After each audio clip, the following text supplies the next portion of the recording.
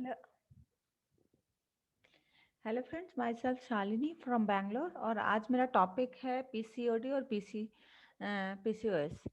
तो ये हर पांचवी महिला को ये प्रॉब्लम आजकल हो रही है और ये एक हार्मोनल इम्बैलेंस का प्रॉब्लम है। इसका एग्जैक्टली रीज़न तो कुछ भी नहीं पता, बट इसमें वात को बैलेंस करना बहुत ज़रूरी होता है। इसमें ओवरीज में सिस्ट हो जाते हैं छोटे छोटे, और इसमें एंड्रोजन नामक जो हार्मोन होता है ये बढ़ जाता है। ये एक मेल हार्मोन होता है। इससे फेशियल हेयर्स वगैरह आने लगते हैं। इसमें लेडीज़ में डेट्स का प्रॉब्लम जो होता है, कभी कभी ब्लीडिंग बहुत ज़्यादा हो जाती है, कभी रुक जाती है। और भी बॉडी वेट बहुत बढ़ जाता है, जिसको घटाना बहुत ज़्यादा मुश्किल हो जाता है। बहुत ट्राई करने पे भी वो नहीं कम होता है। इसमें इंसुलिन भी बढ़ जाता है, जिसके कारण से बहुत ज़्यादा भूख लगती है। तो और भी बहुत सारी प्रॉब्लम्स होती है, जैसे उन्हें थकान लगना, इरिटेशन होना, ये सब चीज़ें भी आने लगती है। मूड स्विंग आ जाता है। कंसीव करने में भी दिक्कत आने लगती है। और ये ज़्यादातर होती हैं जैसे कि 20 और 40s के बीच में ये प्रॉब्लम्स ज़्यादातर मिलती है। अब इसमें अगर आप मेडिसिन के उसमें जाओ तो बहुत ज़्यादा एग्जैक्टली ट्रीटमेंट नहीं मिल पाता और लेडीज़ बहुत परेशान होती है। इसमें बेसिकली हमें बैलेंस डाइट की तरफ जाना पड़ता है, क्योंकि स्ट्रेस भी इसका एक बहुत बड़ा रीज़न हो सकता है। तो और आजकल स्ट्रेस हर किसी की लाइफ में कहीं ना कहीं है, कहीं किड्स को लेके, कहीं फैमिली को लेके, कहीं लाइफस्टाइल को लेके। बहुत सारी ज़रूरतें हैं जिससे स्ट्रेस बहुत हाई है आजकल तो। और सोने का जो आजकल है साइकिल, वो बहुत गलत है। लोग 12 1 2 बजे तक जगते हैं, फिर लेट उठेंगे या देर से सोएंगे, जल्दी उठेंगे, तो वो सारी चीज़ें ही हार्मोनल इम्बैलेंस को बढ़ाती हैं। तो उस साइकिल को भी ठीक करना बहुत ज़रूरी है। खाने को टाइमली खाना, मतलब डिनर हमारा 7 o'clock या 7:30 कंप्लीट हो जाना चाहिए, ताकि 3 4 घंटे का गैप सोने और खाने के बीच में आ जाए, जिससे डाइजेशन अच्छे से हो। फिर एट अ टाइम बहुत ज़्यादा खाना एक साथ नहीं खाना है इसमें।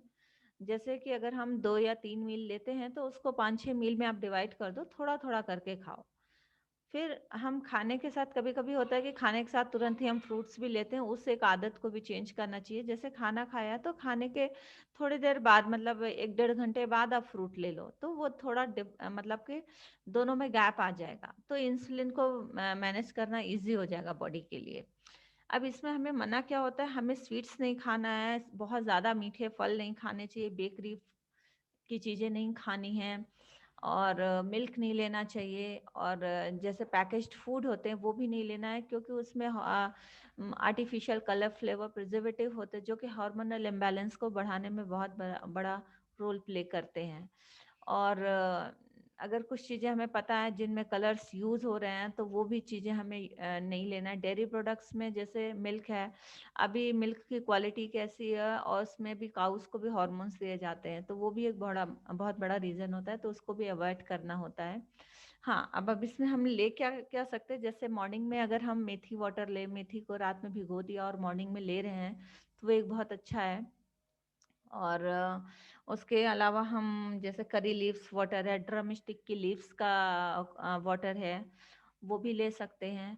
या फिर हम दालचीनी और जिंजर को विद लेमन के साथ लेकर अपने दिन की शुरुआत कर सकते हैं। और उसके साथ फिर हमें एक्सरसाइज जरूर है इसमें, मतलब एक्सरसाइज बहुत ज़रूरी है, क्योंकि हमें वो एक तो पॉजिटिव भी रखता है, बॉडी में हॉर्मोन्स का भी बैलेंस को लाता है। एक्सरसाइज अगर हम रेगुलर करते हैं तो ऑटोमेटिकली हमारे इंटरनल पॉजिटिविटी बढ़ती है।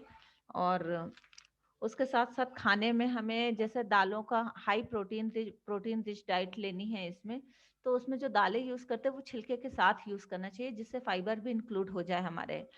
और इसमें हमें जैसे ग्रीन लेफी वेजिटेबल्स बहुत लेनी चाहिए, क्योंकि हाई ब्लीडिंग के कारण आयरन की भी कमी हो जाती है, तो वो बहुत ज़रूरी है। और फाइबर भी होने से हमारी बॉडी में क्लीनिंग का प्रोसेस भी अच्छे से होता है।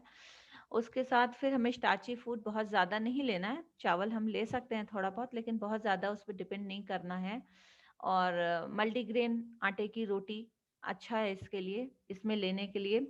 पानी का यूज़ ज़्यादा करना है, क्योंकि इसमें वात को बैलेंस करना है। वात मीन्स गैस, और ज़रूरी नहीं कि गैस का प्रॉब्लम आपको आ रहा हो, इंटरनल वो प्रॉब्लम क्रिएट कर सकता है कि इंटरनली आपको है, आपको ऊपर से शो नहीं कर रहा है। तो वात को कहीं न कहीं हमें बैलेंस करना है, तभी बॉडी में बैलेंस आएगा और ये प्रॉब्लम ठीक होगी।